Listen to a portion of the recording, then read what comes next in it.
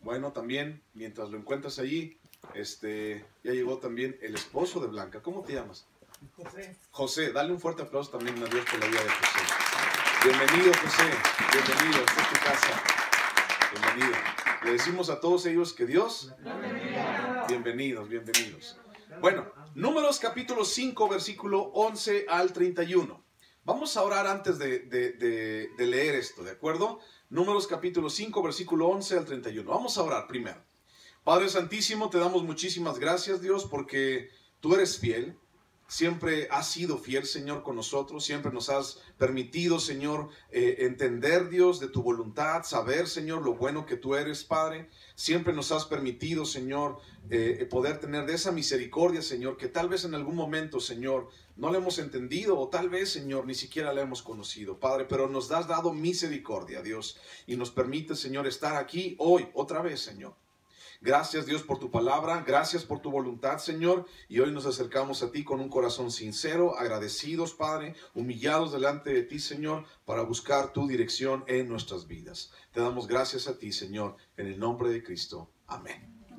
Bueno, este pasaje que vamos a leer a continuación está un poquito largo, vamos a estudiarlo todo, pero es un pasaje que ya te vas a dar cuenta que está medio escabroso.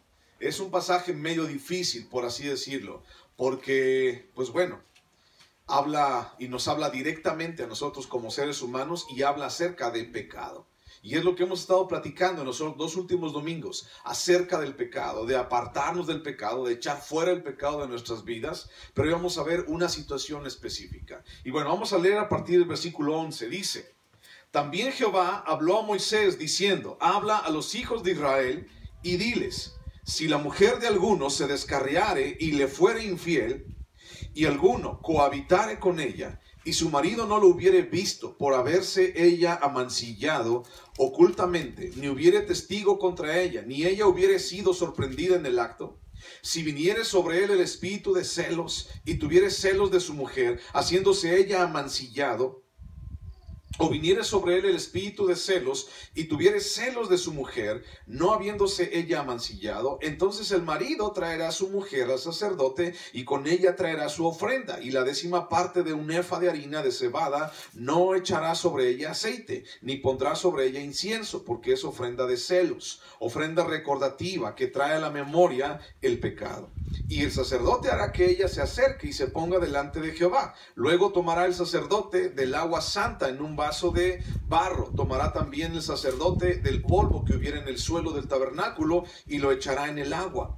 Y hará el sacerdote estar en pie a la mujer delante de Jehová, y descubrirá la cabeza de la mujer. Y pondrá sobre sus manos la ofrenda recordativa, que es la ofrenda de celos. Y el sacerdote tendrá en la mano las aguas amargas que acarrean maldición.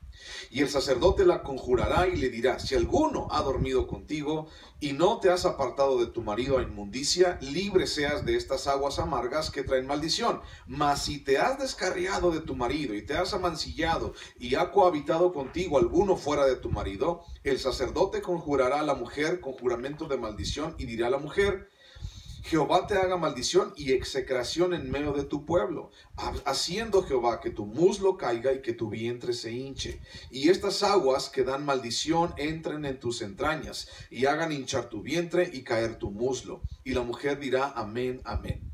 El sacerdote escribirá estas maldiciones en un libro y las borrará con las aguas amargas, y dará a beber a la mujer las aguas amargas que traen maldición, y las aguas que obran maldición entrarán en ella para amargar. Después el sacerdote tomará de la mano de la mujer la ofrenda de los celos, y la mecerá delante de Jehová, y la ofrecerá delante del altar. Y tomará el sacerdote un puñado de la ofrenda en memoria de ella, y lo quemará sobre el altar, y después dará a beber las aguas a la mujer. Le dará pues a beber las aguas, y si fuera inmunda y hubiere sido infiel a su marido, las aguas que obran maldición entrarán en ella para amargar, y su vientre se hinchará, y caerá su muslo, y la mujer será maldición en medio de su pueblo. Mas si la mujer no fuera inmunda, sino que estuviere limpia, ella será libre, y será fecunda.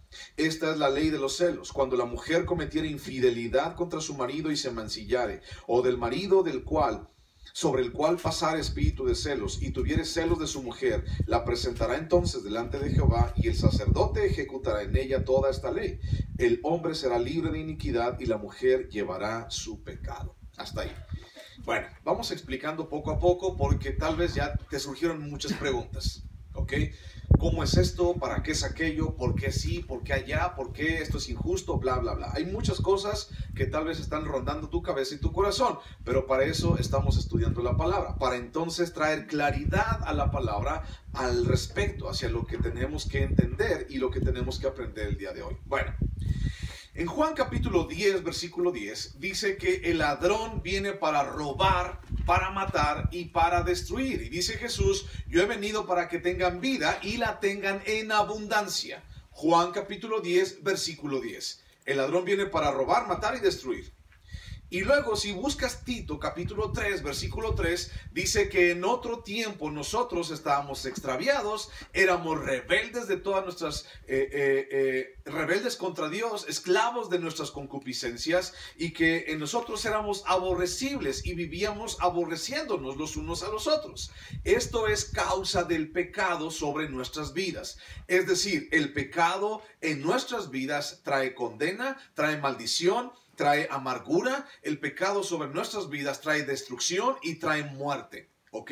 Ahora, también tenemos que entender qué es pecado y entender que muchas veces hemos llegado a pecar o hemos llegado a hacer cosas sin pensar o por ignorancia. Y entonces muchos de nosotros tal vez estamos viviendo las consecuencias del pecado sobre nuestras vidas, porque es algo bien interesante y es algo real, es una verdad. El pecado siempre va a traer consecuencias sobre nuestras vidas. De hecho, cada decisión en nuestras vidas trae consecuencias. A veces decidimos mal y entonces trae malas consecuencias. A veces decidimos bien y entonces trae buenas consecuencias. Pero para poder decidir bien, tenemos que buscar de Dios en nuestras vidas. Entonces, cuando hablamos de Juan y cuando hablamos de Tito en un conjunto, hablamos de la destrucción que el pecado causa a nuestras vidas. Y sin duda, el pecado en sí mismo, y corroborado por causa de sus mismas consecuencias, el pecado destruye y el pecado mata a las personas. El pecado es una grave enfermedad que no debe ser menospreciada en sus efectos y en sus consecuencias. O sea, no podemos decir, no me va a pasar nada. No podemos decir, ¿qué tanto es tantito? No podemos decir, poquito veneno no mata, ¿no? No podemos decir eso. No podemos jugar con el pecado, no podemos menospreciarlo, no podemos subestimar el pecado en nuestras vidas, porque eso es lo que muchas ocasiones pasa. Pensamos que, es que nadie me vio. Si nadie me vio, pues creo que estoy bien, ¿no? Pues sí, a lo mejor ofendí a Dios, pero pues nadie me vio. Nos preocupamos cuando ya alguien nos ve y nos dice, oye, ¿qué hiciste allí? Oye, te estoy hablando a ti. ¿Sabes? Yo te vi la otra vez. No, es que perdóneme, que no sé qué. Cuando alguien nos ve nos preocupamos, pero cuando alguien no nos ve, hablando de personas, pues ni nos preocupamos en lo más mínimo. Entonces, no podemos menospreciar el pecado, pero tampoco podemos subestimarlo. No podemos pensar que no nos va a pasar nada. El pecado debe ser erradicado por completo o va a causar fuertes estragos, va a causar consecuencias amargas y una dura problemática que después es muy difícil lidiar, batallar con esta problemática. Muchas personas el día de hoy, mucha gente tiene problemas y está pasando por problemas en su vida por causa del pecado o de haber tomado malas decisiones en su vida en algún momento. Muchas personas el día de hoy están batallando tanto en sus vidas por haber dejado que el pecado se les fuera encima, por haber permitido que el pecado tomara sus vidas y los estrangulara, y el día de hoy ya están más metidos y ya no pueden salir.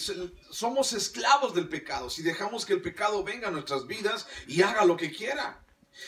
La influencia destructiva del pecado llega a ser tan fuerte que aún las sospechas del pecado, aún las sospechas del mismo, aún sin comprobar, llegan a destruir las vidas de las personas. ¿Cómo se llama el título de lo que acabamos de leer? Dice, leyes de los celos. Y entonces dice, dos situaciones aquí el pasaje. Dice, si el marido sospecha que su mujer lo engañó. Fíjate bien, una sospecha todavía no es algo real. ¿Estamos de acuerdo? O sea, solamente sospecho, solamente creo, pienso que me engañó. Y tal vez cuando vivimos con nuestro esposo, con nuestra esposa durante tanto tiempo, empezamos a conocer tanto a las personas que nos damos cuenta que algo malo está pasando. Y entonces tal vez un esposo puede llegar a decir, según esta ley, puede llegar a decir, ¿sabes qué? Yo sospecho que mi esposa me engañó. Y entonces no tengo las pruebas suficientes, pero sospecho que ella hizo algo. Sospecho que ella en algún momento fue con alguien o me engañó, fue a la casa de alguien, sospecho. Pero fíjate bien, aún antes, sin tener en cuenta que el pecado es real, solamente la pura sospecha llega a destruir la vida de unas personas. Solamente la pura sospecha, yo sospecho que algo pasó, llega a destruir una relación. Todavía ni siquiera hablamos del adulterio en sí, ya corroborado y comprobado. El hecho de sospechar que esa persona me engañó, híjole, no trae paz en absoluto. No trae paz, no trae tranquilidad. Entonces, realmente, aunque en el pasaje tratamos de un pecado y de situaciones específicas, no podemos llegar a aventurarnos, no podemos llegar a jugar con ningún pecado, de ninguna índole. O sea, a veces pensamos que hay pecados pequeñitos y que esos pecados sí los podemos hacer porque esos pecados no nos causan destrucción. A lo mejor matar a una persona, eso no lo voy a hacer nunca, ¿no? Porque matar a una persona, eso sí está mal.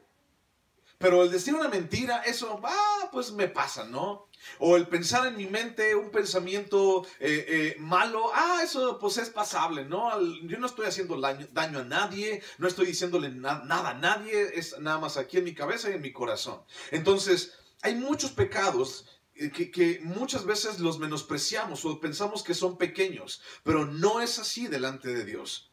El pecado siempre va a traer situaciones de amargura, consecuencias amargas, destrucción a nuestras vidas. Y no podemos aventurarnos a jugar con él, a ver si nadie me ve, a ver si no me destruye tanto, a ver si nadie me dice nada.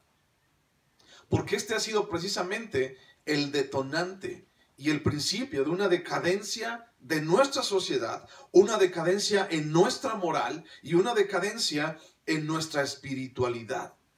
Por esta causa, por menospreciar que algo tan peligroso y expresamente denunciado por Dios en la Biblia, podemos decir que no fue tanto, o de que es poquito, o de que, es que fue un pecadito, nada más, o fue una mentira blanca. No existen las mentiras blancas, es mentira. Y la Biblia dice que no mientas. Entonces, muchas personas podemos pensar que el pecar, híjole, pues como no le hago daño a nadie, entonces ya sé que no está mal, sé que no está bien, pero tampoco está tan mal. O sea, yo no mato, yo no me drogo, yo no ando violando personas, yo no ando haciendo esto, yo no ando secuestrando, entonces no soy tan malo. Pero no es así delante de Dios. Delante de Dios, una persona que llega a pecar es una persona que es culpable de juicio y la paga del pecado es ¿qué? Muerte. Y somos culpables de juicio y somos culpables de esa muerte también. Y somos reos de condena por causa de haber pecado en nuestras vidas. Entonces no podemos quitarnos de allí. No podemos pensar que, nadie me vio, todo pasó, las cosas se van a arreglar solas con el tiempo. El tiempo va a echar tierra encima del hoyo y ya se nos va a olvidar. No podemos pensar eso. Porque vamos a ver, dentro del pasaje que estamos leyendo, vemos que el pecado tiene que confrontarse. El pecado tiene que denunciarse. En todo este capítulo 5 hemos estado platicando acerca del pecado, de sus consecuencias, pero también de que tenemos que erradicarlo y también de que tenemos que quitarnos de enfrente y también en el día de hoy que tenemos en este pecado que quitar cualquier sospecha y no menospreciarlo. Y te voy a hablar de 3 cosas. La primera es, dentro del pasaje, la primera es la situación por sí misma. Ok, vamos a ir entendiendo este pasaje. ¿De qué habla o para qué? Y todas esas preguntas que tal vez tienes en la cabeza del pasaje que acabamos de leer, vamos a tratar de contestarlas. Mira, la situación por sí misma. ¿Cómo se llama el pasaje? La ley de los celos. Ok, ¿qué es tener celo? Bueno, tener celo es desconfiar de alguien, querer a la persona nada más para mí. Tener celos llega a poder convertirse en un sentimiento enfermizo. Y muchos de nosotros en algún momento hemos batallado o lidiado en nuestra pareja o con alguna persona o inclusive hasta con nuestros propios hijos con los celos. Entonces, cuando hablamos de celos, tú sabes de qué estamos hablando. Hasta los animales también han llegado a tener celos, ¿no? Cuando tienes un animal y vas con el otro y entonces ves más por uno que por el otro, hay animales que se enojan y entonces dices, ay, ¿qué le pasa? Es que le dio celos porque quieres más al otro y el otro, y bueno, un embrollo, ¿no? Pero es algo evidente, es algo que pasa y es algo que en muchas ocasiones puede llegar a destruir. Y los celos pueden llegar a destruir matrimonios enteros, aún sin siquiera comprobar que ha habido infidelidad, pecado, adulterio, ni cosas de así. Aún sin antes comprobar ese tipo de cosas, hay celos. Los celos pueden llegar a matar una relación, pueden llegar a matar un matrimonio y pueden llegar a perder toda confianza el uno con el otro por causa de celos mal infundados, por causa de un ataque de celos o de personas que se dejan llevar en sus vidas por lo que piensan sus corazones. Tenemos que tener mucho cuidado con esto. Tenemos que tener mucho cuidado con lo que sentimos. La Biblia dice que Dios es un Dios celoso. Sí. Entonces ya no entendí, ¿son buenos o son malos? Bueno, hay que estudiar un poquito más acerca de los celos. Pero ahorita vamos a estudiar acerca de lo que estamos aquí, si no, no acabamos. Entonces, la situación por sí misma. Ley de los celos. Fíjate, este tipo de juicio, lo que vimos ahorita, ¿qué es lo que pasaba? Si un hombre desconfiaba de su mujer, que su mujer lo había engañado, entonces el hombre podía agarrar a su mujer y llevarla con el sacerdote, con el sumo sacerdote allí en Israel, y entonces el sumo sacerdote le decía, a ver mujer, ¿qué pasó? Es que mi esposo desconfía de mí porque piensa que yo lo engañé y que esto, a ver, y entonces se hacía todo un ritual, un tipo de juicio que tal vez a nosotros nos pudiera parecer medio extraño, ¿no? Así como que, pues hablando se arreglan las cosas. O nos pudiera parecer medio extraño que una persona le hiciera beber agua con tierra a otra persona y todo lo que pasa después. Parece medio extraño, pero este tipo de juicio era muy común en la antigüedad. Aquí en la Biblia podemos hablar de que a una persona, a una mujer, cuando su esposo desconfiaba de ella, entonces le hacían beber el agua de los celos, ¿no? O el agua amarga. Bueno, en otras civilizaciones, en otros pueblos, te voy a poner un ejemplo, en unos pueblos a la mujer que se le desconfiaba de que había engañado a su marido, no sabía ciencia cierta si lo había hecho o no. El marido tenía todas las leyes de la justicia con él, y entonces la llevaba a un río y la aventaba a un río, y si la mujer salía nadando y salía viva, entonces es que era inocente, pero si la mujer se ahogaba, pues entonces era culpable. Eso es lo que pasaba, así. O de repente, en otras, por ejemplo, le ponían fierros candentes, por ejemplo, a las mujeres, ¿no? Así como que, y entonces esos fierros candentes, si te quemaba tantito, pues entonces eras inocente. O si te quemaba mucho, pues híjole, pues no, entonces sí la regaste, mujer. En otras ocasiones echaban a las fieras salvajes, a los perros. Entonces si la mujer salía viva, perdóname, es que desconfié de ti, entonces ya sé que no fuiste infiel, perdóname. Pero toda mordida y toda mordisqueada y todos los perros les arrancaban los pedazos. O sea, eran juicios que en la antigüedad eran muy comunes. A nosotros el día de hoy nos parecen medio raros, medio extraños. Pero tenemos que hablar de que la Biblia fue escrita, híjole, miles de años atrás. Y en ciertas ocasiones hay pasajes como este que suelen citarse solamente bajo el contexto social del cual estamos hablando o hay alrededor de las personas. Entonces, en aquel entonces así se hacían las cosas. La Biblia enumera o enuncia este tipo de juicio. Y entonces la Biblia, si tú ves o piensas que es así como medio cruel, otras civilizaciones eran peor, eran más crueles. Esta es palabra de Dios. Y entonces cuando hablamos de esto, hablamos de que Dios, aún dentro de esto que está pasando, hay misericordia, hay gracia y hay justicia. Tal vez ahorita no puedes decir, ay, ¿cómo es? No es justo. O sea, ¿y el hombre qué? O sea, nomás la mujer. Puedes pensar todo ese tipo de cosas. Tal vez una mujer a favor de los derechos de las mujeres o feminista híjole, ya se hubiera metido y hubiera quemado mi Biblia y la tuya también porque dice eso. ¿Cómo es posible que nada más a las mujeres, que a los hombres no? Vamos a descubrir eso más adelante. Entonces, mira, en un contexto general, el pasaje trata de la contaminación manifiesta del pecado y aún de la contaminación por sospecha, por causa de la infidelidad. O sea, estamos hablando de la contaminación que el pecado causa en una familia y en un matrimonio, el adulterio. Es un pecado que contamina enormemente, grandemente. Estamos hablando de eso el día de hoy. Contamina grandemente a un hogar y a una casa. Pero también estamos hablando de sospecha por adulterio. Y esto también llega a contaminar el corazón de las personas. Y aunque no sea cierto, el hecho de esos celos mal infundados, el hecho de cosas que no son ciertas, híjole, eso llega a destruir la relación. Bueno, versículo 11 al 15. ¿Cuál es el problema? Mira, el problema es el siguiente. Versículo 11 al 15 dice: también Jehová habló a Moisés diciendo, habla a los hijos de Israel y diles, si la mujer de alguno se descarriare y le fuere infiel, y alguno cohabitare con ella y su marido no lo hubiere visto por haberse ella mancillado ocultamente, ni hubiere testigo contra ella, ni ella hubiere sido sorprendida en el acto, si viniere sobre él el espíritu de celos y tuviere celos de su mujer, habiéndose ella mancillado, o viniere sobre él el espíritu de celos y tuviere celos de su mujer, no habiéndose ella mancillado, entonces el marido traerá a su mujer al sacerdote y con ella traerá su ofrenda y la 10ª parte de un efa de harina de cebada. No echará sobre ella aceite ni pondrá sobre ella incienso, porque es ofrenda de celos, ofrenda recordativa que trae a la memoria el pecado. Bueno, comenzamos desde abajo.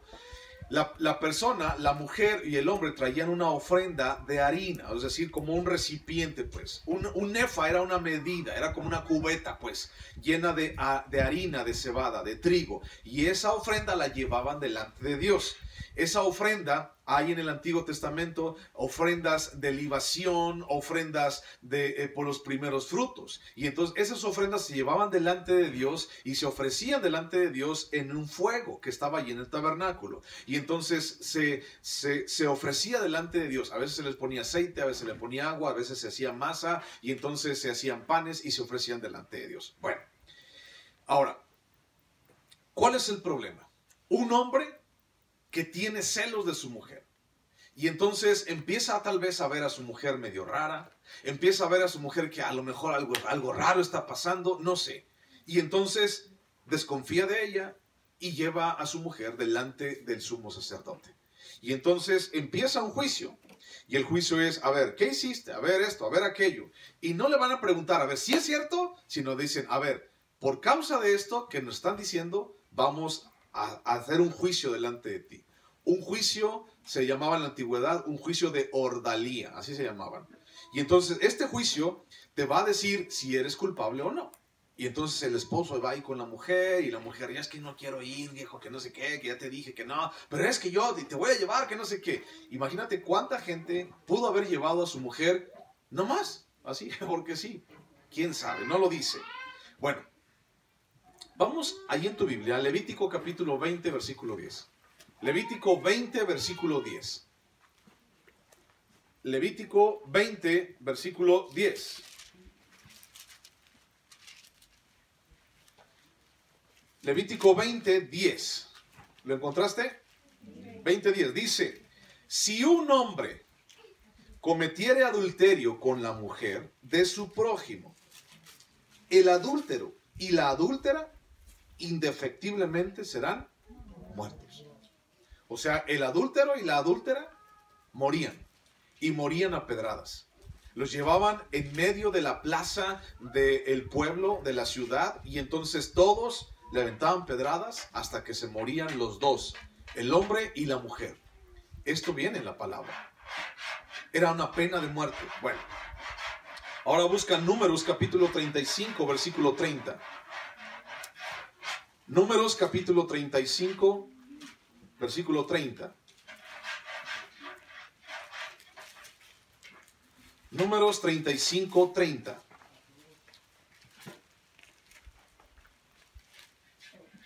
encontraste?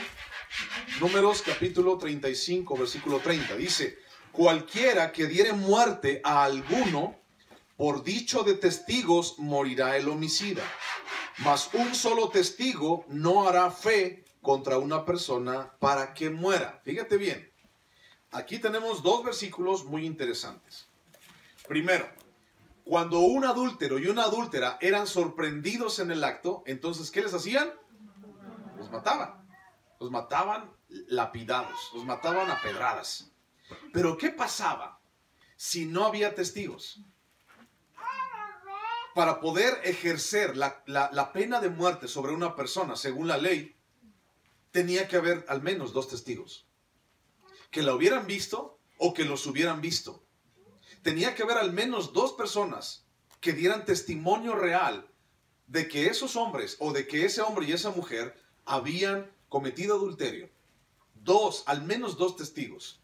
Si nada más había un testigo, no ejercían la pena de muerte y hacían otra cosa.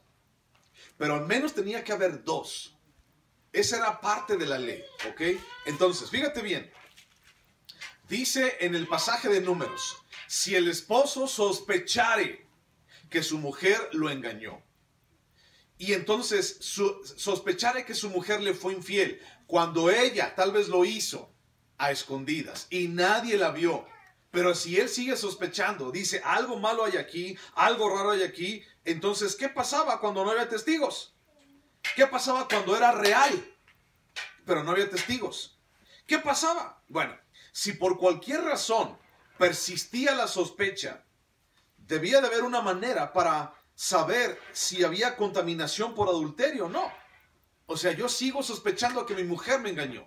¿Cómo le hago si no tengo testigos? Nadie la vio, nadie sabe, pero yo la veo rara. Algo está pasando, pero nadie vio y nadie me puede decir nada. Antes en aquel entonces, híjole, pues no había tanta gente y la gente sabía qué pasaba y la gente sabía qué hacía con cada uno. Pero, ¿qué pasa cuando no había testigos? Bueno, el hombre llevaba a su mujer delante del sacerdote. Y entonces, de esta manera, bajo este juicio, se sabía o no si la mujer había adulterado. Bueno, fíjate bien. Aquí te voy a mencionar tres cosas importantes. Primero, Dios habla acerca de la fidelidad. La fidelidad en nuestro matrimonio. Dios es muy tajante y es muy claro acerca de ser fieles en nuestro matrimonio. No nos habla acerca de que, la fidelidad es condicional. Es decir, si me caes bien, pues te soy fiel. Si tú me eres fiel, entonces yo te soy fiel. Si no me causas problemas, entonces te voy a ser fiel. Pero si me causas problemas, entonces hay de ti. Si agarras un vicio, entonces pues tú sabrás. Pero si no tienes vicios y eres buen trabajador, entonces yo te voy a ser fiel para siempre. Cuando nos casamos, ¿qué decimos? Te voy a ser fiel en lo próspero y en lo adverso, en la salud y en la enfermedad, hasta que la muerte nos separe. Y lo decimos. ¿Y estamos dispuestos a cumplirlo? Lo decimos, y lo decimos enamorados, y lo decimos realmente. O sea, no estamos diciendo de dientes para afuera, pero tal vez nunca vamos a entender qué decimos cuando nos casamos hasta que en realidad ya vivimos la situación. Y entonces, ¿la fidelidad dentro de las relaciones matrimoniales es opcional? Te pregunto. ¿La fidelidad dentro del matrimonio es opcional? ¿Es condicional? No, la fidelidad dentro del matrimonio es obligatoria. No tienes de otra. Yo no tengo de otra. No tenemos de otra. La fidelidad dentro del matrimonio es obligatoria. Éxodo 20:14 dice, no cometerás adulterio. Uno de los 10 mandamientos. Éxodo 20:14, no cometerás adulterio. Entonces no hay opción. No hay si te cae bien. No hay si todo está bien, entonces no cometas adulterio. Si todo está mal, entonces ve con otra persona, porque todo está mal. Si te cae gordo, si te cae gorda, si ya no lo soportas, si ya no la soportas, no dice vete con quien mejor te plazca. Si ya no estás enamorado, si ya sientes que no lo quieres o no la quieres, vete y busca a alguien que sí te quiera. ¿Eso es lo que dice la Biblia? No. Dice, no adulteres, no adulteres, no cometas adulterio. No te da opción, no nos da opción, mi hermano. Y no podemos andarle buscando 5 pies al gato. No podemos andarle buscando así como que, ay, como que aquí quiero acomodarle. No, no puedes, no existe, no hay. O eres o no eres, punto. Y luego otra cosa que quiero decirte de esto es que el pecado debe confrontarse. El pecado debe resolverse. El pecado no lo puedes ocultar. No es bueno que ocultes pecado en tu vida. ¿Tienes secretos con tu esposo? ¿Tienes secretos con tu esposa? ¿Hay secretos en tu relación matrimonial? Bueno, déjame decirte algo. A Dios no le gusta eso. Porque dentro de los secretos, en los secretos, el diablo puede meter la cola porque hay oculto. Hay cosas ocultas. Hay oscuridad. Que nadie lo vea, que nadie sepa. Que él no sepa. Y le voy a ocultar cosas. Si no lo sabe, no le hace daño. ¿Sabes? En algún momento, ese pecado que tú que estás ocultando, en algún momento va a salir a flote. En algún momento se va a descubrir. El pecado debe de confrontarse y el pecado debe de resolverse. Cuando hablamos, es que no me va a entender. Es que no me va a creer. Es que no me va a creer que ya estoy arrepentido. Bueno, hay que sufrir las consecuencias del pecado. Y recuerda lo que dijimos la semana pasada. También tienes que pedir perdón y dar pruebas de arrepentimiento y la ley de la restitución. Tenemos que ponernos a chambear por el gran error que cometimos. Entonces, ¿el pecado debe de confrontarse? Sí.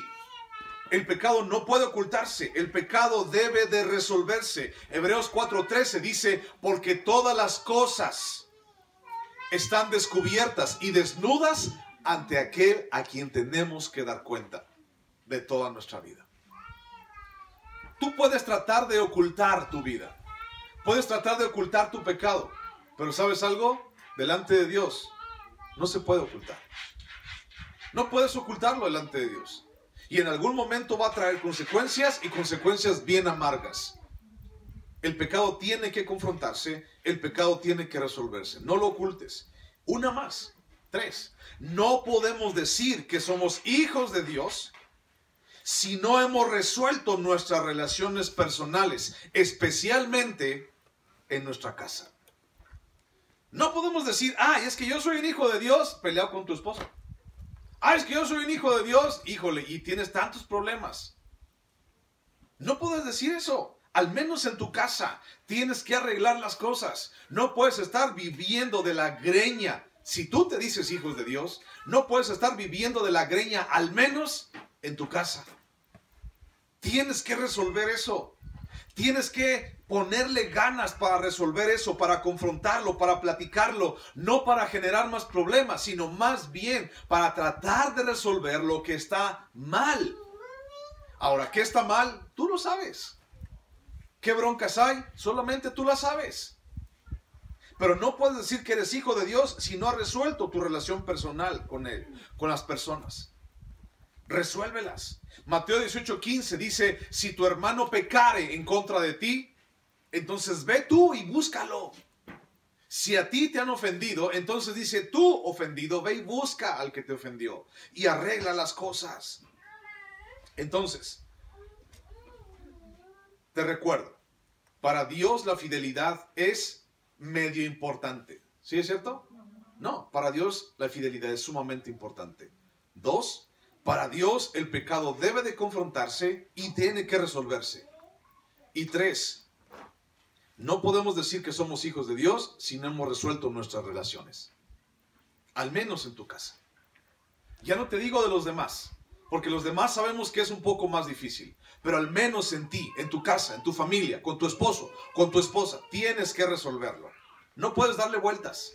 Tienes que resolverlo.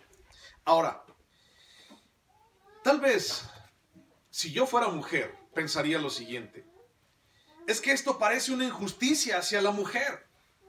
¿Y el hombre qué? O sea, nada más a la mujer sí la humillan y la van a llevar delante del sacerdote, porque nada más por pura sospecha de que engañó a su marido. Nada más por eso. ¿Y el hombre qué? Eso es injusto, es una injusticia. Traigan a los derechos humanos, porque aquí hay una injusticia. Se están atropellando los derechos de la mujer. En este libro que llaman Biblia, se está atropellando los derechos de la mujer. Por eso no creemos en lo que dice eso. Más bien creemos en lo nuevo, en lo que es bueno, en lo que hay. Todo está bien delante de nuestros ojos sin tomar en cuenta a Dios, porque Dios no existe y porque Dios es obsoleto. ¿Qué crees? Pareciera que es una injusticia. Pero en primer lugar tenemos que ponerla dentro del contexto social. ¿Cómo se manejaban antes las cosas?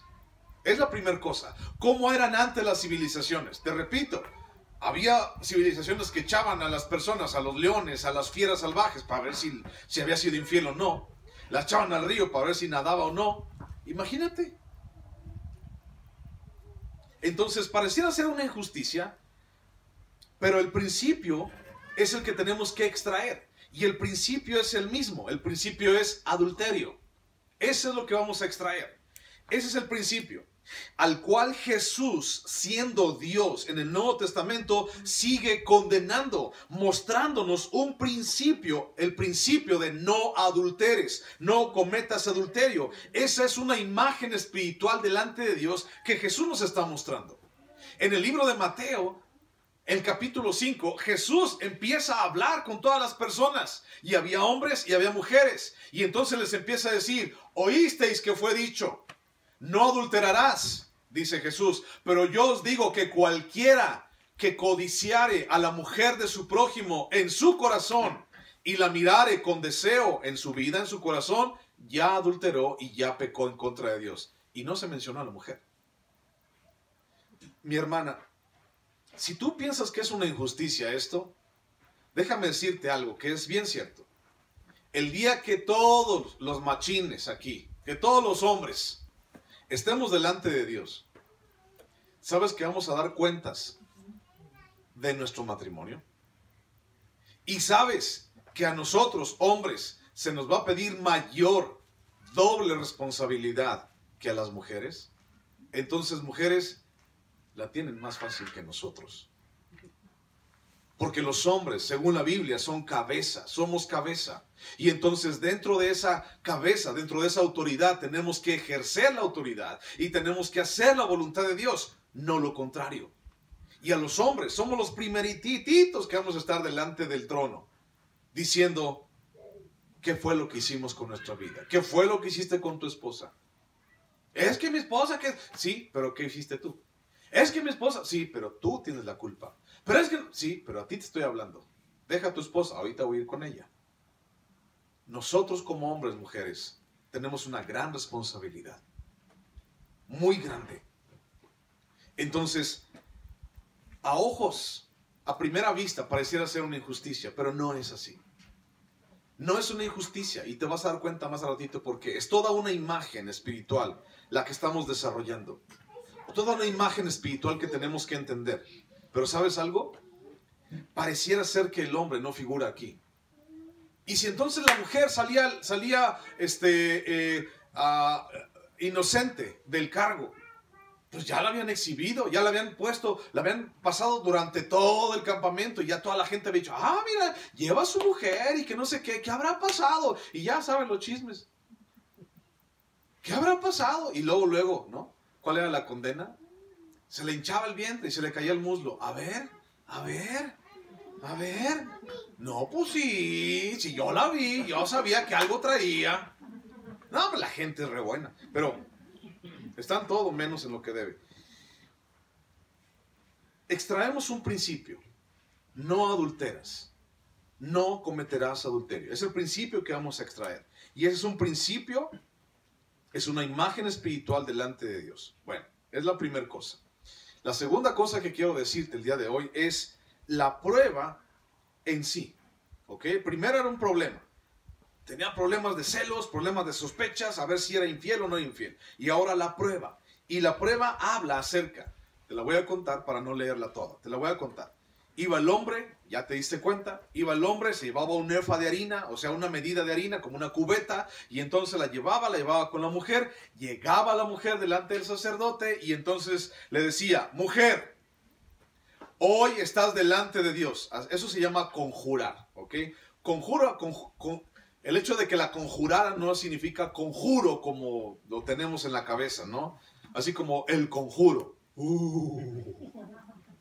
No, la palabra conjura era te llamo a juicio, te llamo a que jures, a hacer juramento delante de Dios. Eso significa, ¿no? ¿Ok? Porque si dices conjura o la conjuró, ahí, híjole, le echó ahí las palabras mágicas y el conjuro y... No, no es eso. Conjurar es llamar a jurar. ¿Ok? Entonces, llamaba al sacerdote a la mujer. Mujer, te conjuro delante de Dios. A ver, te voy a llamar. ¿Qué fue lo que hiciste? Nada. Ok. Y entonces el sacerdote agarraba agua en una vasija de barro y entonces agarraba tierra del tabernáculo, así como aquí. Agarraba tierra del tabernáculo, la movía y entonces decía, estas aguas amargas dirán si hiciste o si no hiciste. Y entonces, mujer, ¿estás segura de que no te acostaste con nadie fuera de tu marido? Sí, estoy segura. ¿Que la maldición de estas aguas amargas vengan sobre ti? Sí. Amén, amén, decía la mujer. Y entonces tomaba las aguas. Y entonces si la mujer era culpable, se supone que el pasaje decía que a la mujer se le hinchaba el vientre y se le caía el muslo. Ahora, ¿qué significa esto? Esto es una alegoría para ver o para decir que a la mujer se convertía en una persona estéril. Traía esterilidad. El agua entraba en sus entrañas y entonces la mujer ya no era fecunda, no podía volver a tener hijos. O no tenía hijos si nunca había tenido. Era una maldición. Entonces, ¿te acuerdas también que en el Antiguo Testamento hay personas, o hay mujeres, las cuales no podían tener hijos? Como Sara, como Rebeca, por ejemplo, como Ana. No podían tener hijos. Y entonces, ¿qué crees tú que toda la demás gente decía de ellas? ¿Qué crees tú? Oh, seguramente algo hizo esa mujer. Mira, yo con 9 chiquillos, ¿no? No todos del mismo papá, pero 9 chiquillos, mira. Y esa mujer, no, pues, ay, sí, se la da de muy santita la Sara, ¿no? La Rebeca se la da de muy santita. Mira, Ana, bien santita, mira, y mira nomás, es estéril. Ay, si ya te dijera. La gente le estaba dando chismes. Si ellas eran estériles, era para demostrar la gloria de Dios. Y ya sabes esas historias. Pero entonces imagínate, o sea, qué chismerío la gente traía por causa de que esto pasaba en la vida de las mujeres. A veces son condiciones biológicas propias de la mujer. Pero la gente, híjole, se va bien largos. La gente se va bien larga y dice, ay, sí es cierto, yo la vi, sí es cierto. Ay, ni siquiera. Es como si yo te dijera, ve para allá. ¿Ve que hay un perro ahí? Mira, yo lo veo, ahí está. ¿Sí lo ves o no? Ahí está, míralo, ahí está a un lado de ese huizache. ¿Qué no lo ves? Allí está. Y entonces de tanto que yo te diga, vas a decir, hey, no, pues sí. Sí, ahí está escondido, pero ahí está. Y entonces de tanto que decimos, la gente se le llega a creer. Bueno, la prueba a nosotros tal vez nos parezca un ritual lleno de misticismos o de magia. Ay, no, es que como que hizo un conjuro y que tal vez parezca algo así, pero no es eso.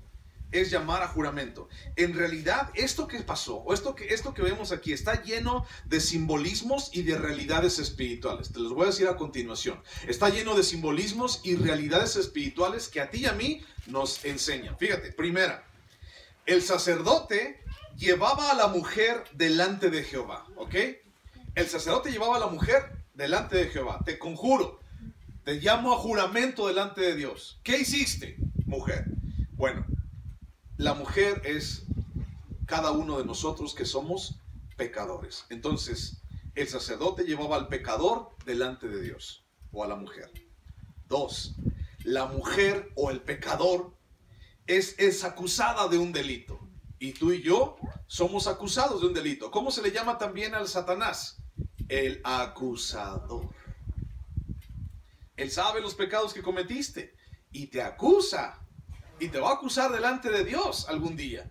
Y el día de hoy te acusa en tu mente y en tu corazón y no te deja en paz. tú hiciste esto, acuérdate. Tú hiciste aquello y ahora sí, muy sentido. Y vas a la iglesia y hasta abres tu Biblia y ya le pusiste tu nombre a la Biblia que te regalaron. Mira, ahora sí resulta, dice el diablo. Y te acusa. A mí se me hace que ni salvo eres. ¿Te acuerdas lo que pensaste ayer? ¿Te acuerdas a la fiesta que fuiste? ¿Te acuerdas cómo te pusiste? Tú ni eres hijo de Dios, te va a decir el diablo. Luego, el sacerdote mezclaba agua y polvo del tabernáculo, así. Agarraba una vasija de barro con agua y entonces agarraba polvo y le echaba el polvo ahí. Ahora, fíjate bien. La mujer no podía entrar hasta el lugar santísimo, hasta el lugar santo. La mujer solamente llegaba hasta el atrio del tabernáculo. Y en el atrio del tabernáculo estaba un mueble grande, un asador grande. ¿Alguien se acuerda cómo se llamaba? Se llamaba el altar de los holocaustos. Y entonces, cuando en esos holocaustos era donde se quemaban los animales, los sacrificios, todo eso. Ahí se quemaba todo. Y entonces, al quemarse, todo se convertía ¿en qué? Ceniza.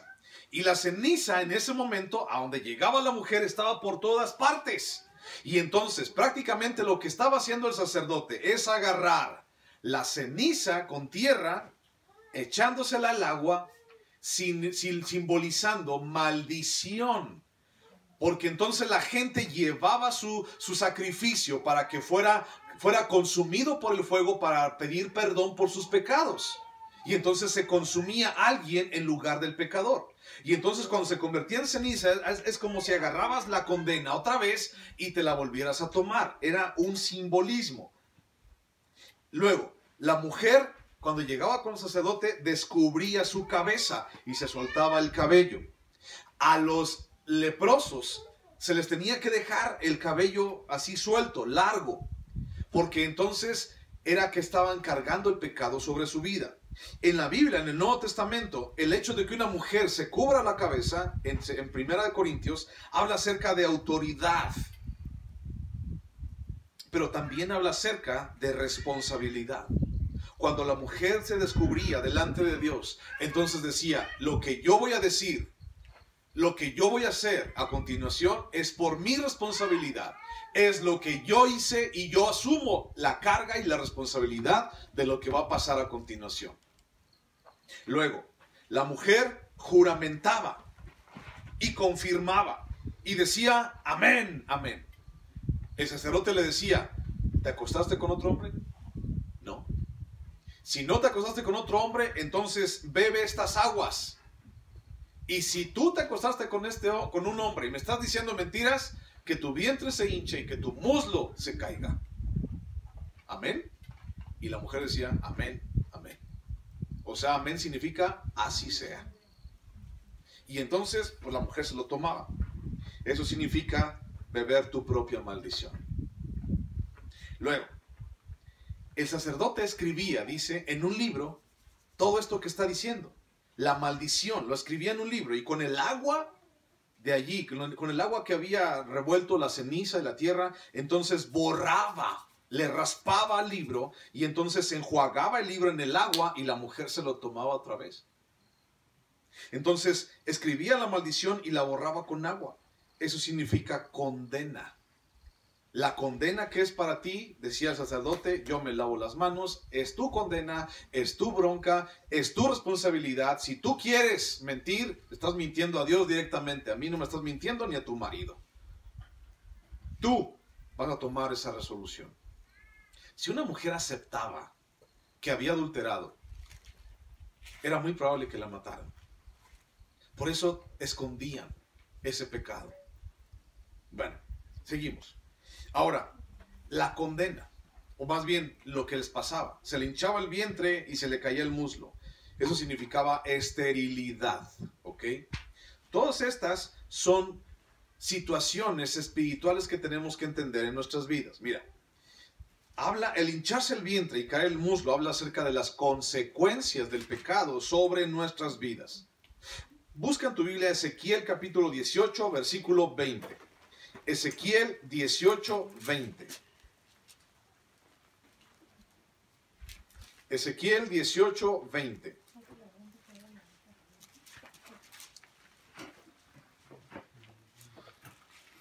¿Lo tienes? Ezequiel 18:20. Dice, el alma que pecare, esa morirá. El hijo no llevará el pecado del padre, ni el padre llevará el pecado del hijo. La justicia del justo será sobre él, y la impiedad del impío será sobre él. Entonces, cuando hablamos de pecado, hablamos de que nadie paga el pecado de alguien más. Cada uno de nosotros es sumamente responsable por lo que hemos hecho o por lo que no hemos hecho en nuestras vidas. Cada uno de nosotros. Luego busca 2 de Corintios 5:10. 2 de Corintios 5:10. 2 de Corintios 5:10. ¿Lo encontraste? 2 de Corintios 5:10 dice, porque es necesario que todos nosotros comparezcamos ante el tribunal de Cristo para que cada uno reciba según lo que haya hecho mientras estaba en el cuerpo, sea bueno o sea malo. Todos nosotros vamos a ir delante del trono. Todos nosotros vamos a comparecer. Todos nosotros vamos a dar cuenta de lo que hicimos en nuestras vidas. Luego, Romanos 14, atrás de Corintios. Romanos 14, versículo 10. Romanos 14, 10. Dice, pero tú, ¿por qué juzgas a tu hermano? O tú también, ¿por qué menosprecias a tu hermano? Porque todos compareceremos ante el tribunal de Cristo, porque escrito está, vivo yo, dice el Señor, que ante mí se doblará toda rodilla y toda lengua confesará a Dios. De manera que cada uno de nosotros dará a Dios cuenta de sí mismo. Así que ya no nos juzguemos más los unos a los otros, sino más bien decidir no poner tropiezo u ocasión de caer al hermano. Imagínate si el hombre tenía celos mal infundados en su esposa, la hacía pecar. Era como una piedra de tropiezo para ella. ¿Y sabes qué es lo que dice la Biblia acerca de los que ponen tropiezo? A uno de los más pequeños de sus hijos. Híjole, hay una gran condena para ellos. Ahora, ¿qué pasaba con el marido? Tal vez es una pregunta que te hiciste, es una pregunta que yo me hice. ¿Qué pasaba con el marido? La mujer, pues bueno, ya se bebió las aguas amargas con la ceniza, ya se bebió el agua con la tierrita, la mujer se le hinchó el vientre si pecó, la mujer ya se le cayó el muslo si pecó, o si no pecó no le pasó nada, pero ¿y el marido qué onda? O sea, dice ahí la palabra, dice, y el marido pues ya se fue, ¿no? ¿Qué pasaba con él? Tenemos una gran responsabilidad, maridos, delante de Dios. Las cosas que están pasando en nuestro matrimonio, en nuestra casa, son nuestra responsabilidad. Las cosas que están pasando en nuestras vidas, con nuestros hijos, con nuestra esposa, tenemos que asumir la responsabilidad de ellas, porque tenemos un gran compromiso delante de Dios. Ahora, ¿cuál era el tema que extraímos, que podemos extraer, que extrajimos de este pasaje? No cometerás adulterio. Y bajo sospecha harás esto, harás aquello. Bueno, este pasaje refleja el medio ambiente de una sociedad inmersa, sumergida en pecado, y subraya la necesidad de eliminar aún las sospechas de infidelidad. Es decir, mantener una sociedad estable. Dios quiere mantener una sociedad íntegra. Dios quería del pueblo de Israel una sociedad santa, un pueblo santo, y para ello era necesaria la fidelidad. De eso es de lo que quiero platicar. De eso es de lo que quiero extraer el día de hoy para ti y para mí. Fidelidad. Fidelidad no es condicionada. La fidelidad no es si me cae bien. La fidelidad no es si me trata bien. La fidelidad es porque es. Punto. Pero es que usted no sabe, pastor, que me ha pegado. Es que usted no sabe, pastor, todo lo que me ha hecho. Bueno, ¿y nos has dicho? ¿Has pedido ayuda? ¿Has venido a buscar consejo? ¿Has tratado? ¿Has orado por tu marido? ¿Has buscado que Él se acerque a ti? ¿Has estado orando por Él? ¿Lo has invitado? Tú mismo o tú misma, hombre o mujer, ¿has insistido a tu marido para que venga o más bien eres un tropiezo? Hay consecuencias del pecado sobre nuestras vidas, mi hermano. Y Pablo dice en su carta, dice, todo me es lícito, pero no todo me conviene. Tal vez tendría que decir, haz lo que quieras, nomás no vengas chillando después. Tenemos que ser sabios y conscientes de nuestras decisiones. Y tenemos que buscar fidelidad. Sí, con nuestro matrimonio, sí, con nuestro esposo, sí, con nuestra esposa, pero fidelidad delante de Dios. Vamos a buscar Apocalipsis, capítulo 19. Apocalipsis, el último libro de la Biblia. Apocalipsis, capítulo 19. Apocalipsis, capítulo 19. Versículo 6. Apocalipsis 19:6 dice: y oí como la voz de una gran multitud, como el estruendo de muchas aguas, y como la voz de grandes truenos, que decía: aleluya, porque el Señor nuestro Dios Todopoderoso reina. Gocémonos y alegrémonos y démosle gloria, porque han llegado las bodas del Cordero, y su esposa se ha preparado. Y a ella se le ha concedido que se vista de lino fino, limpio y resplandeciente, porque el lino fino es las acciones justas de los santos. Y el ángel me dijo: escribe, bienaventurados los que son llamados a la cena de las bodas del Cordero. Y me dijo: estas son palabras verdaderas de Dios. Yo te pregunto, ¿quién es el esposo? ¿Quién es el novio?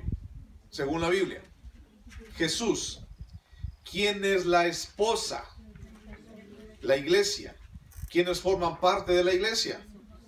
Nosotros. Bueno, Efesios capítulo 5, versículo 25. Efesios 5, 25. Fíjate lo que dice. Efesios 5, 25.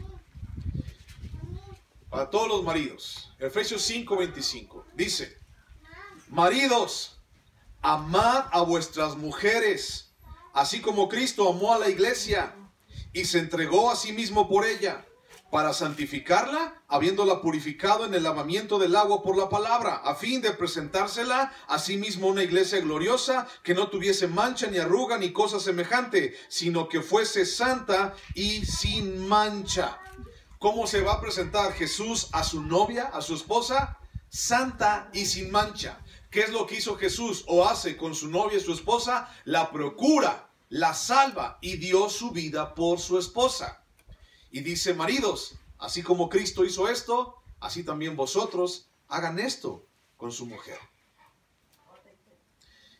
Maridos, ¿qué estás dispuesto a hacer por tu esposa?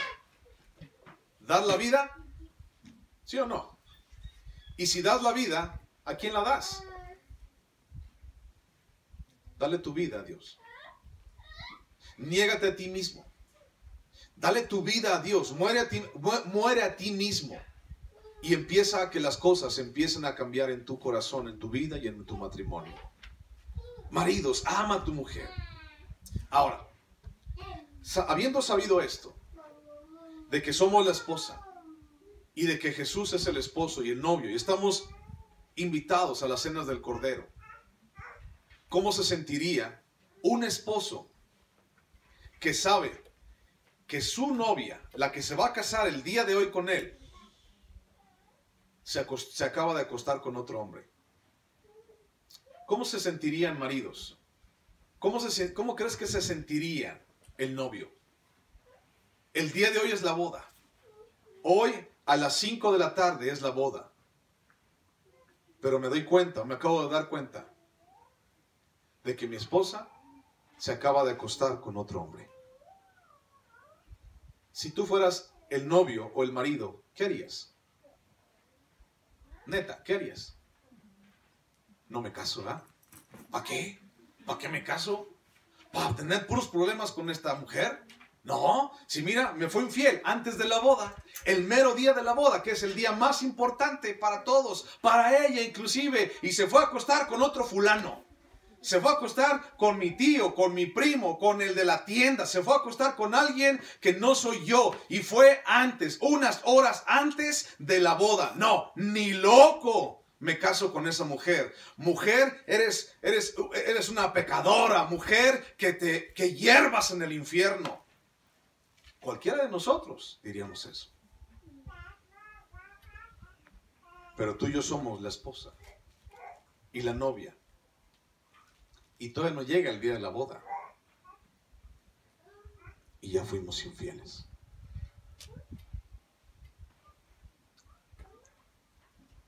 Y ya te acostaste con otro. Y ya le fui infiel a Dios.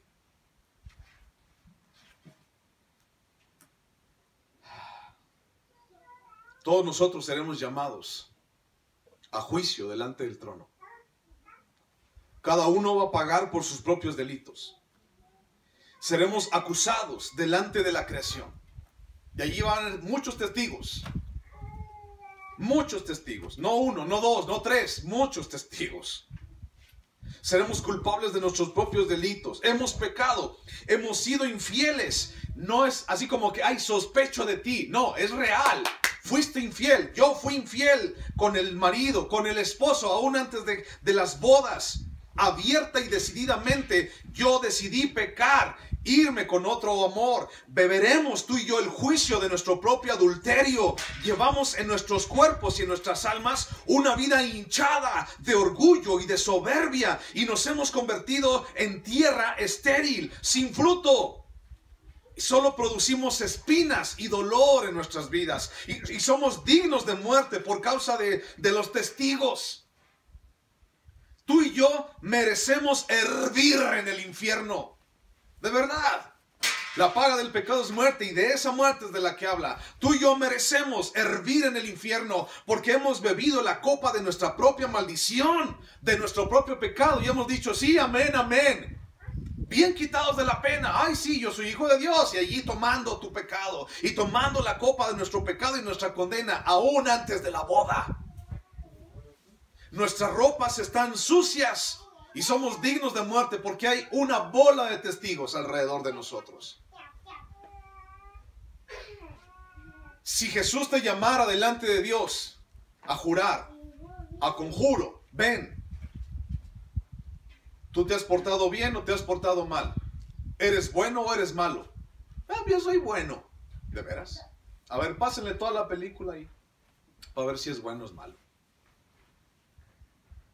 La condena está sobre nuestras vidas. Hemos bebido la propia copa del pecado. Y la vergüenza está sobre nosotros. Pero,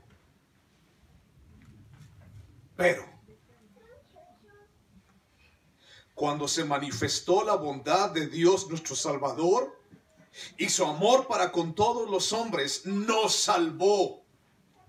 No por obras de justicia que nosotros hubiéramos hecho, sino por su misericordia.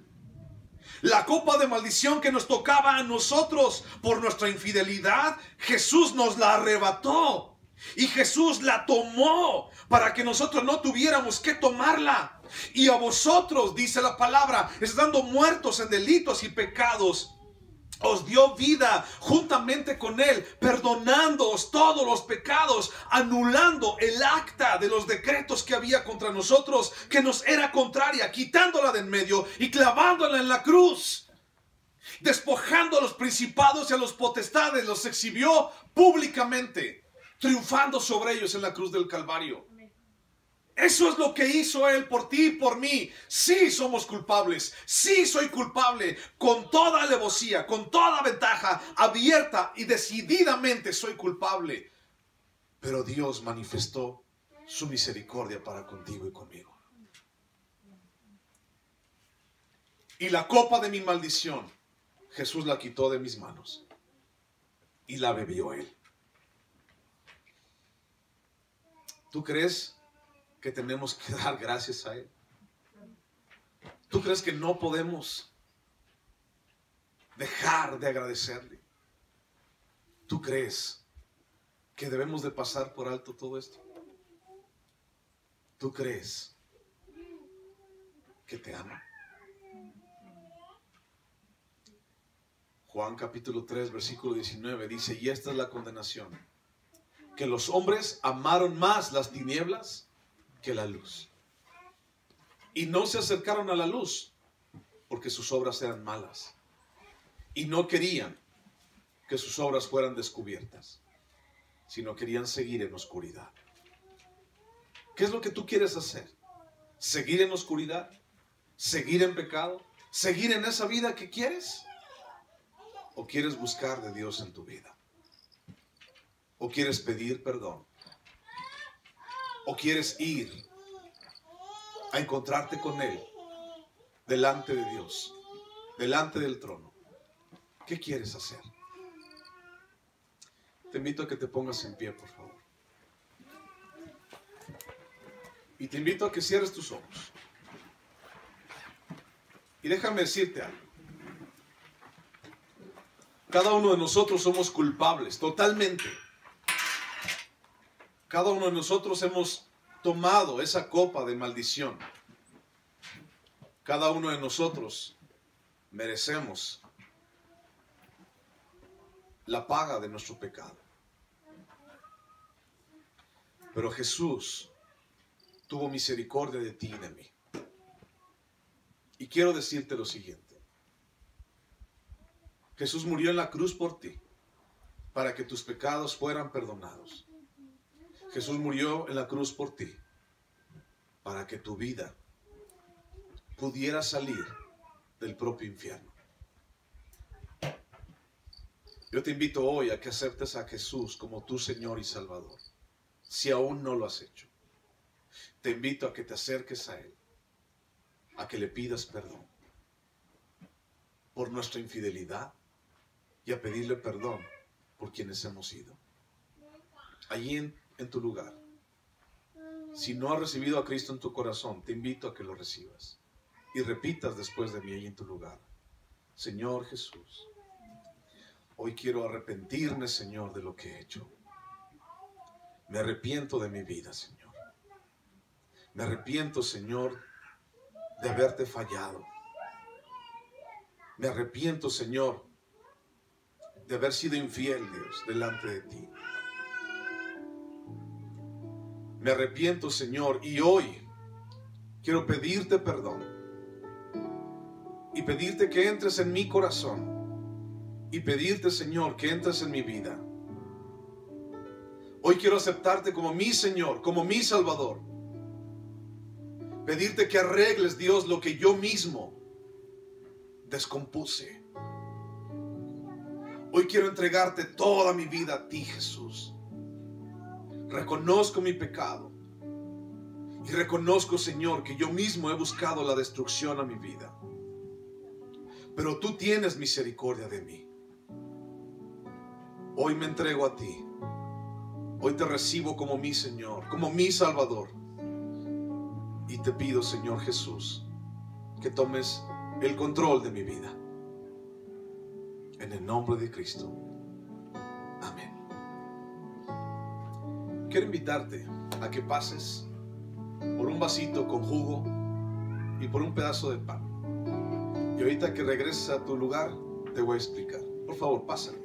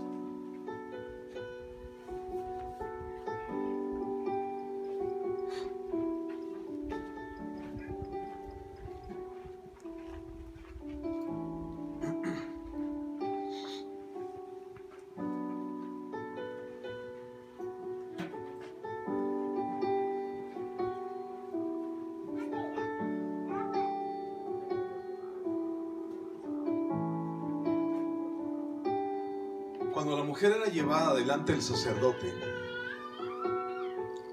a la mujer se le daba de beber esta copa con tierra del tabernáculo, simbolizando que bebía su propia maldición, la consecuencia de sus pecados, simbolizando que bebía su propia condena y que será responsable de su propia condena. Cuando Jesús murió en la cruz por nosotros, esa copa de condena, esa copa de ira, la quitó del medio. Y Él la sufrió, y Él pagó el precio por tu vida y la mía. Y ahora tú y yo ya no tenemos que beber esa copa de amargura, esa copa de ira, esa copa de pecado y de condena. Ya no tenemos que beberla, porque Jesús ya lo hizo. Lo que tenemos que hacer es dar gracias a Él. Y cuando tenemos este vasito con jugo de uva, simboliza que tú y yo hemos recibido a Cristo en nuestro corazón. Y simboliza también que tú y yo hemos aceptado el sacrificio de Jesús en la cruz por nosotros. Que ya no hay juicio sobre nuestras vidas, porque Jesús quitó ese juicio de nosotros. Cuando comemos este pan sin levadura, estamos simbolizando que aceptamos el sacrificio de Jesús por nosotros, que me sustituyó. Yo merecía el castigo en el infierno y Él me sustituyó, murió por mí. Cuando lo comes, estás aceptando el sacrificio de Jesús en tu vida. Cuando tomas este jugo de uva, estás aceptando la sangre de Jesús como que te salvó, que te quitó esos pecados en tu corazón y en tu vida. Cuando no entendemos esto, entonces dice la palabra que juicio comemos para nosotros mismos. Cuando la mujer tomaba esa copa con juicio para sí misma, pasaba algo en su cuerpo, enfermaba y su cuerpo era deformado. Cuando nosotros bebemos esto y comemos esto sin saber lo que estamos haciendo, dice la palabra, juicio comemos. Bebemos para nosotros juicio, por lo cual hay muchos enfermos y debilitados entre vosotros. Tenemos que examinarnos. Tenemos que pedir perdón. Si estás viviendo en pecado, tienes que cambiar eso. Si estás viviendo en pecado, tienes que corregirlo. Tienes que dejar de hacerlo y vivir una vida en Dios, obedeciéndole a Él. Si tú sabes lo que estamos haciendo, si has entendido qué es esto, te invito a que lo hagamos. Cierra tus ojos. Porque yo recibí del Señor lo que también os he enseñado, que el Señor Jesús, la noche que fue entregado, tomó pan, y habiendo dado gracias, lo partió y dijo, tomad, comed, esto es mi cuerpo que por vosotros es partido. Haced esto en memoria de mí. Señor Jesús, te damos gracias, Padre, porque podemos confiar en ti. Tú moriste en la cruz por nosotros, Dios, y nos diste vida cuando nosotros, Señor, estábamos muertos en delitos y pecados. Padre Santo, hoy creemos en ti, Señor, y hoy te damos gracias porque tú sufriste el castigo, Señor, que nosotros merecíamos. Cada golpe, Señor, y esa corona de espinas, Dios, debió de estar en nuestras vidas. Pero tú, Señor, tú nos sustituiste y moriste en lugar de nosotros, para que nosotros no tuviéramos que morir. Te damos gracias, Dios, en el nombre de Jesús. Amén. Puedes comer el pan.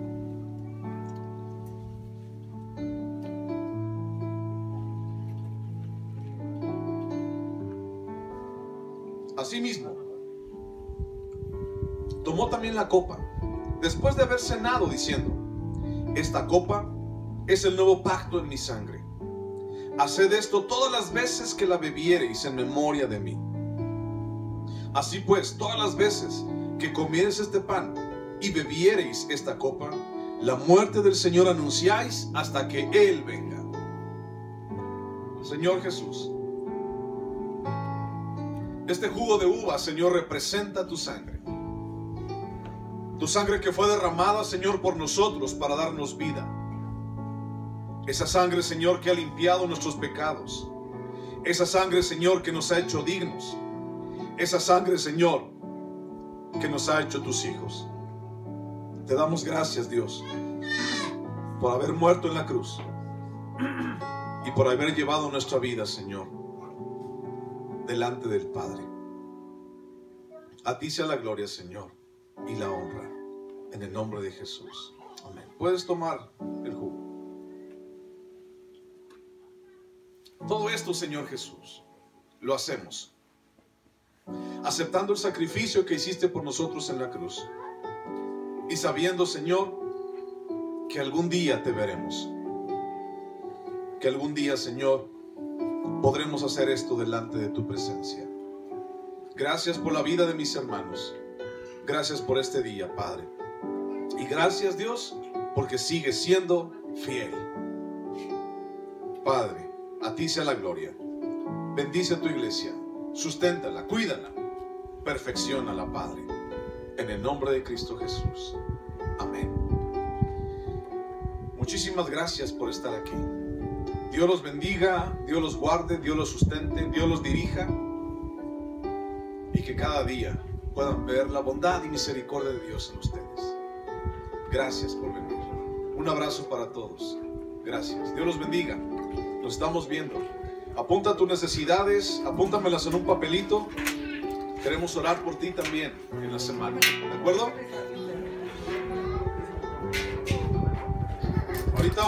Ahorita les voy a decir qué es lo que vamos a hacer por allá. Ya que vengan los niños. Estírense, saquen sus tortas, échense una torta y ahorita les voy a decir qué hacemos allá. Los que se vayan a quedar.